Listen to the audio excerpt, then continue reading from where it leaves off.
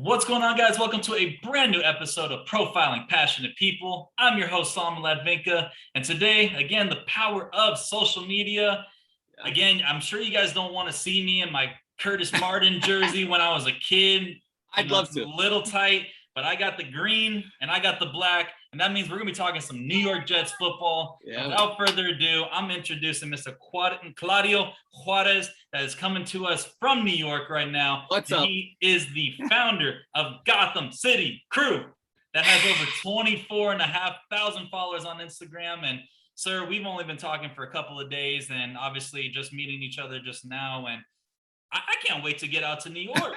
Come through. Let's go. I got you. They have direct flights from coast to coast. So take that midnight and then just wake up and boom, we'll go out for some pizza. Yeah, honestly, during the pandemic, I saw the opportunity where, all these flights cross country were super cheap. And the thing that I kind of put into perspective, of course, respecting COVID, I would get tested before and after. So much. But the fact that nobody was flying and they were too scared to fly, it just made me think that all these people are cleaning the planes, making them more safe. Yep. And thankfully, I've never caught COVID. And I went out to New York. I believe it was in October of last year. And I just love New York. It's just so beautiful. But now I got even more of a reason to come visit you and this crazy fandom that we were just talking about a second ago. So tell the people, how did Gotham City Crew come about? Yeah. So first of all, I appreciate the invite to come on here.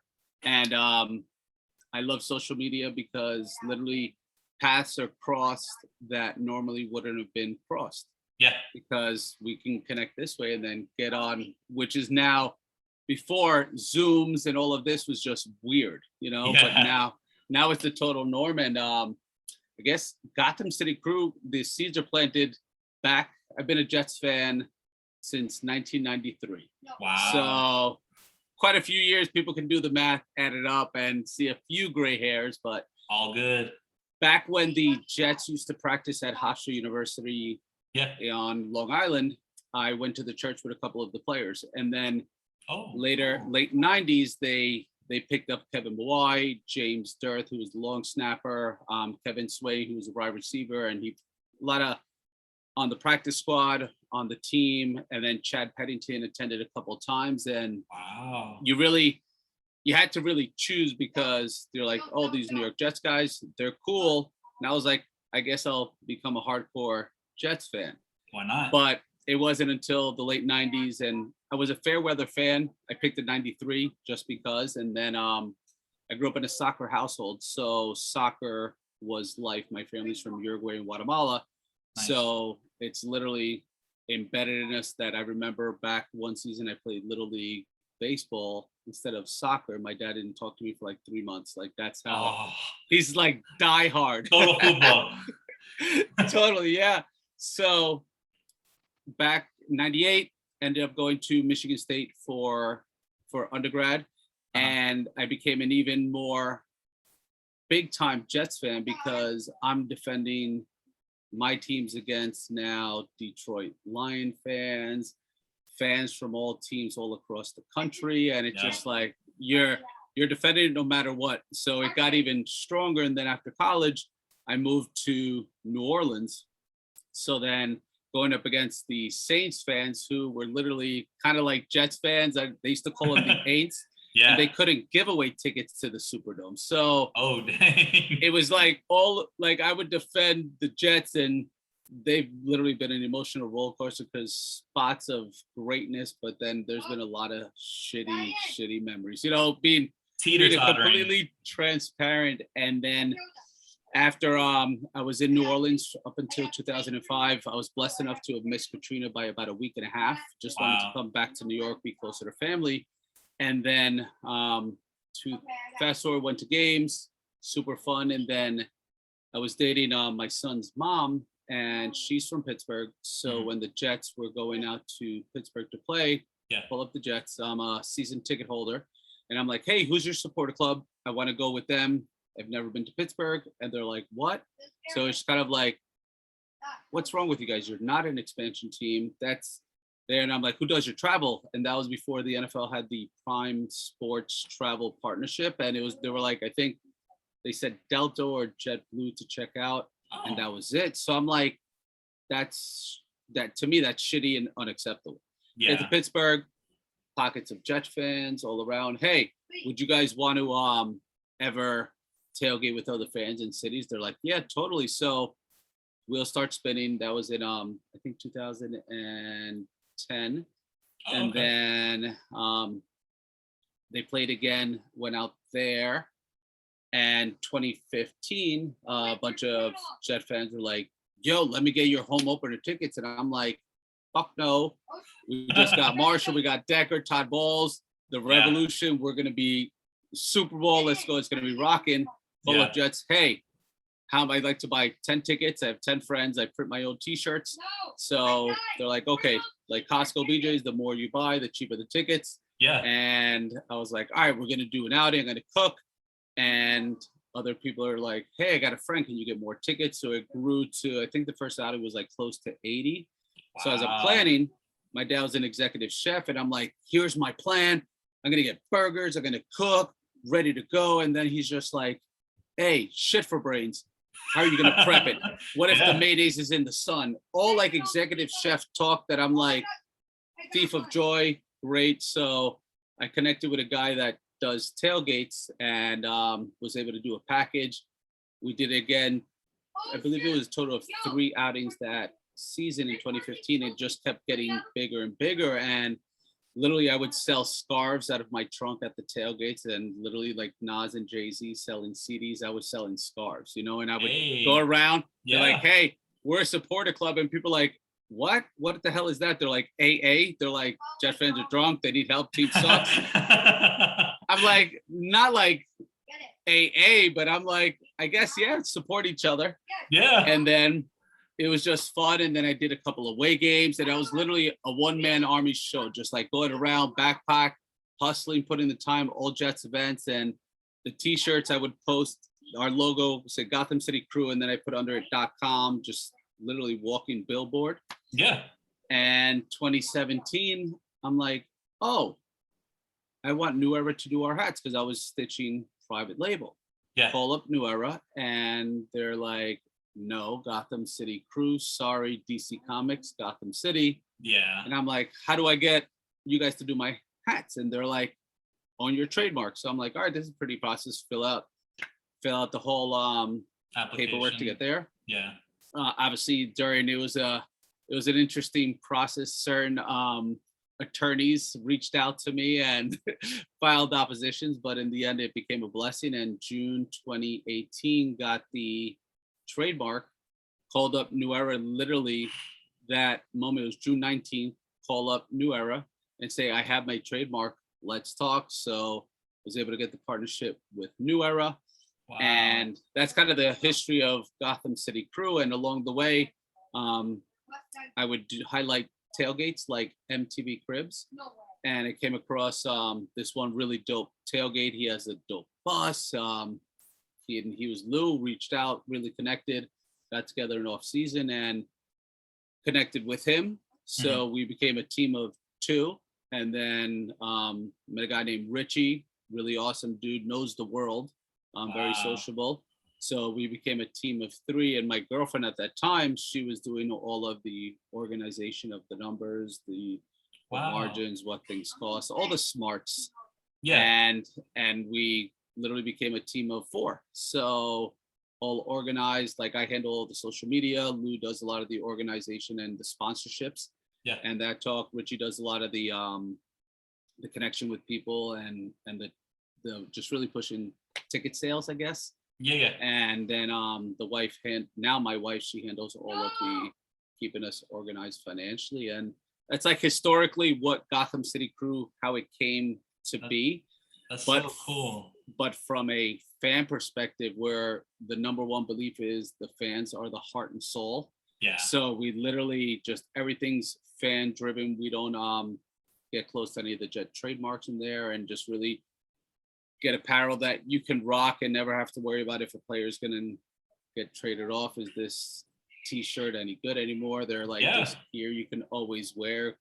and just really, it's a fun environment. We travel and just really Nice. connect with fans everywhere. And I think the biggest compliment that we have ever received has been people. I only grew up with a few Jet fans, and I totally get it when everybody's fans of other team, and you're like, well, I'm the only one standing strong, the one man army, and your Yeah. crew of other fans, and people come solo to like our outings or meet us on the road, and they're like, it's just, I feel really comfortable and accepted, Yeah. and I'm like, that's, you came solo to hang out with us, and I'm like, I appreciate you.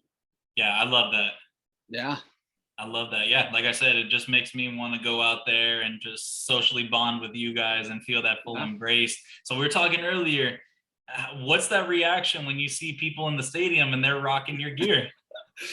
I'm a total fanboy. Like literally, like what people see on social media is what they get Yeah. in person. Just I'm a self-diagnosed airhead because like I get really giddy, and if like I've seen people at training camp with it, I just tell them like, hey, that's a dope shirt, or that's really cool, and they're like, and I'm just like, I just want to let you know I'm total fanboy over you rocking the shirt. Like I appreciate it, and Of course. I mean it's, I think it's just awesome because you're like, yo, you spent your hard-earned money to purchase a shirt or a hat, and like I need to go up to you and say thank you. Yeah.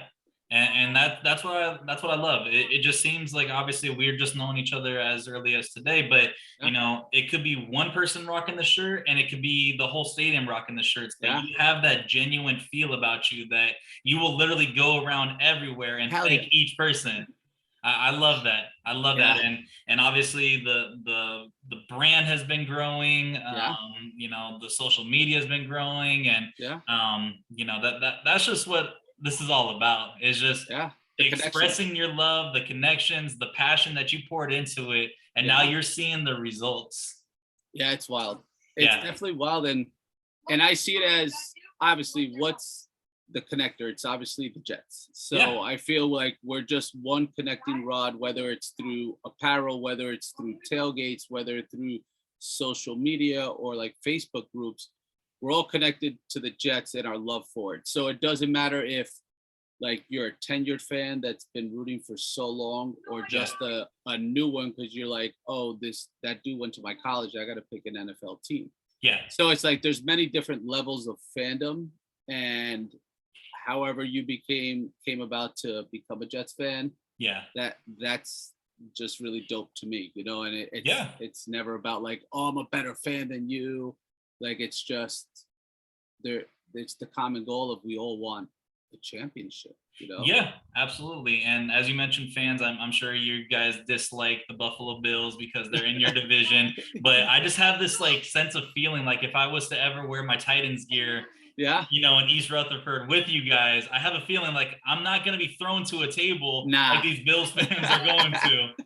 No. I will be holding on to you for sure. Yeah, and we couldn't because we have Kevin Mawai that we're connected, Hall of Famer, Hey, so he played for the Titans, he played for the Jets, so that alone will make connection. But like tailgates, it's one of those where, yeah, your fandom is what you root for, but even at tailgates, like everybody has a friend that's a fan of another team. Yeah. And we've always gotten questions like, hey, I'm going to the game with my friend who's a Bills fan, like, is it cool if they come to the tailgate? And I'm like I tell everybody, like I co-parent, I have my son half of the week, and I tell everybody, I'm like, I pay child support, I'm not here to fight anybody.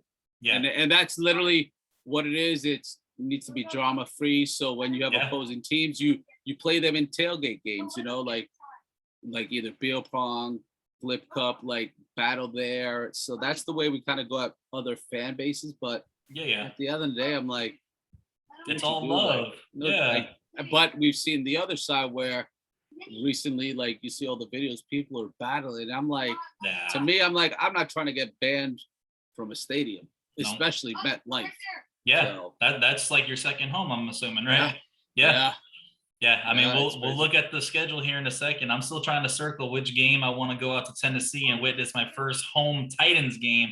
And obviously, we're hosting you guys, so we might be talking after this, and maybe I might join you out there in Tennessee. We went where the Jets just had that debacle and they lost it the last time they were playing in Nashville. Yeah. Nashville's a super awesome city, and I think people are always like, the Jets suck. Why do you go on the road to watch them and support them? I'm telling everyone, I'm like, because it's the love for the team, but it's also like these people that you're connected with over social media that like your paths will never cross possibly again unless you go to that game, you know? So it's what I love the whole experience of flying out, chanting on the plane, getting to a stadium, seeing people, you're like, what's up? Like the couple of days before you're in the street, it's all love at the end of the day. Yeah, absolutely. I remember the only Titans Jets game. I remember it was in MetLife, and I'm still a big Marcus Mariota fan. I got the Hawaii here, but I remember when they were running Wildcat and Marcus had motioned out to be the receiver and nobody covered him whatsoever. And they throw this quick 9 route to him and he just burns everyone. And that was when you guys were wearing the New York Titans jerseys. And the throwbacks, I really want them to bring those back, as well as our Houston Oilers. So I'm a personal fan. There's a lot of Jets fans that hate them. Yeah. But I personally like them, but I'm also weird and I like black licorice. So I love black licorice too. We got a bromance going right now. Yes. My grandfather, he loved black licorice, and that's what I grew up on. And people ask me, like, why do you like black licorice? And I tell them that. But how I describe black licorice is I kind of related to like the taste of Jägermeister. And that same kind of bitter taste to it. But yeah, I'm a big fan of black licorice. So if I see your backside in Nashville, I'm bringing some black licorice. Yeah, definitely. For sure. Okay, so we look at this season because last year you guys went 2-14, last in the AFC East. And obviously you guys been finishing last several seasons. I love the direction of where this team is coming. Robert Saleh, big defensive coordinator, and I think you're going to get a lot more out of him than Todd Bowles. No disrespect to him. Because he's doing his thing down in Tampa, just won the championship. Yeah. But the man, the myth, the potential legend, Zach Wilson is coming in, and he is firing on all cylinders. You get him the correct position players and the correct nucleus around him, and this team has so much promise. Yep. Hell yeah. And I think you said it starts from kind of even the way the team is structured now, because for so long, the Johnsons, Mr. Johnson, they had the GM reporting to him and he had the head coach reporting to them. So you think in kind of no matter what industry you are in what world do you report to your boss's boss? Yeah. Like it just doesn't work, and that's where personal feelings get involved. Like, oh, I like him because he told me this. It's literally like the game of telephone, and you're trying to save your own ass by going directly to the owner. So I think number one, the fact that the head coach reports to the GM changes everything and really laid the groundwork to now we have a proper chain of command. Yeah. When you start looking at, and I'll be the first one on the record, I wanted Gase to succeed because he's a Michigan State guy. Yeah. But there's it just went to shit. You know, I have to call it. And it was a disaster. And it's definitely equivalent to the Kotite era, except it's a lot more enhanced now because of social media. I don't know what it would have been like when the Jets had the shit of Kotite, but they're basically Gase and him are on the same level. Yeah. But with Saleh, like I think it's just, first of all, he's shredded. He's a handsome guy. Vin Diesel, Fast and the Furious, and a lot of his coaching staff are shredded. So I think just from a wow perspective, dudes are like athletic. They're getting out there. He runs up and down the stairs pre-game. Yeah. But most importantly, like he gets it. And the one thing is during his press conference, was he said that he understands that it's the coaching staff's position to get the players in the maximizing of their ability. Definitely don't quote me on that, but maximize their abilities to get in the best position to get paid. So right there it tells you he gets the mindset of the player. Yeah. And then he spoke big time about family. He's from Dearborn, Michigan. Yeah. And he's a Michigan State guy, so it's dope to give him a good go green. But just his core values of family, you could tell that it's extended to the players. So it all starts from the top. So he's literally laying the groundwork of the passion, the mindset, the support of the players, and that's all goes down to the offensive coordinator, the defensive coordinator, and I mean, we saw it. Richard Sherman's not the biggest praiser of many, as we saw the constant battle that he always had with Revis. Yeah. But he praised Coach Saleh just on his ability, and that says so much. And number one, he's got a whole back guy. So literally, like, yeah, that's true. You could tell, and I mean, I want to forget about Gase, but you have to compare it to what was to what the New York Jet fans have now. And Gase in Miami, when we were there, like they were getting destroyed. You could tell the players are all mindset messed up, and he's just on the bench with the Surface. I don't think they use iPad. I think the NFL uses Surfaces. Yeah, Microsoft Surface. And it's just, he might have been a brilliant mind. Like there's book smart and there's common sense smart. There's, street smart. So he might have been, so when he's in that interview, like, oh, wow, this dude knows what he's doing. Okay, this play, blah, blah, blah. But you need somebody that's going to motivate men.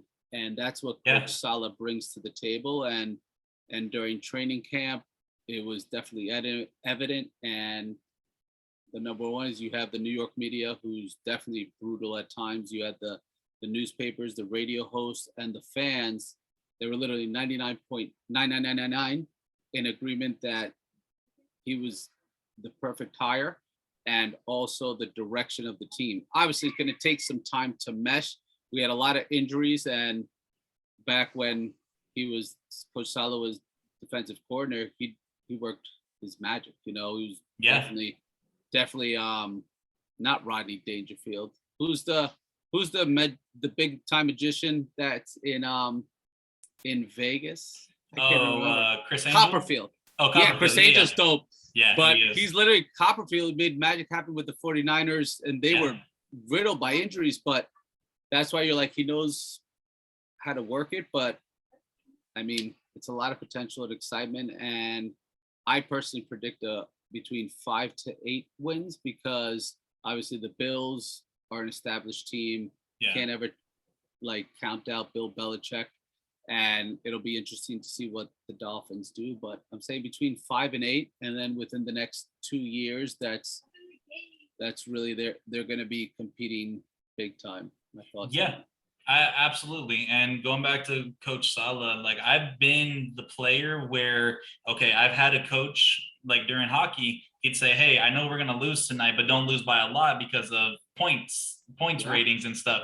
And it's like, how do I get motivated? Like I grew up in the Ray Lewis era where I'm trying to get everyone pumped up and, in your face kind of thing. And I've had that coach, just like Coach Saleh, where it's like, okay, you know what? I want you guys to give it your all, because I'm going to give myself all to you guys. And the fact that Robert Saleh, when he was the defensive coordinator with San Fran, and obviously we've only seen 3 games or so with him with the Jets, but when you are chest bumping and meeting your players halfway onto the field and giving them chest bumps, I want to play for that. Hell yeah. And it gets me so fired up, because when you got a coach that's leading the locker room and your captains are just sitting back and just like, okay, you're doing my job by all means. And that's the thing with Gase. I felt that he was like that type of guy where it's like, okay, I know strategically how to get it done, but you guys gotta obviously do what you gotta do. And when the games got lopsided and everything, there was a lot of mentality where it was just So, but you bring in this brand new culture, you bring in the swagger kid from BYU, you bring in Corey Davis. A lot of this defense is looking like it's going to be very promising. Yes, there's going to be a little rough patches this upcoming season, but like you said, these next upcoming seasons, I can see this team going double-digit wins in a year or two, and potentially battling to go deep into the playoffs. Yeah, absolutely. And, I'm still on the train of whether I should believe in Alabama quarterbacks. Clearly they can get it done in the collegiate level, but now Mac Jones just got named the starter with New England. Who knows how he's going to play? You're going to see him twice a year. You're going to see Tua twice a year. And Tua, we still don't know what we're going to get. So like you said, the Bills. Yeah. The Bills have surrounded Allen with the proper talent. They invested in him, and I mean, obviously, they're going to be a force, you know, and they're hungry. You know, I know in the back of their heads, it's always that 0-4 in the Super Bowls, and that this team, their team, is definitely going to try to get further than they did last year. Yeah. But I don't see the Jets going 2 wins this year. I don't think they're going to be a layup team at all. And I mean, you guys literally eat, bleed, sleep, and bleed green. And I'm sure that place gets so loud, even with the 2 wins. Imagine what this fan base is going to become. And that's it. When they win. Yeah, it's literally been. It's just been like zombies, honestly. Just because you're like, what is ownership doing? What is this leadership? Literally, there's never been a home playoff game for the Jets or the Giants. And you're like, how?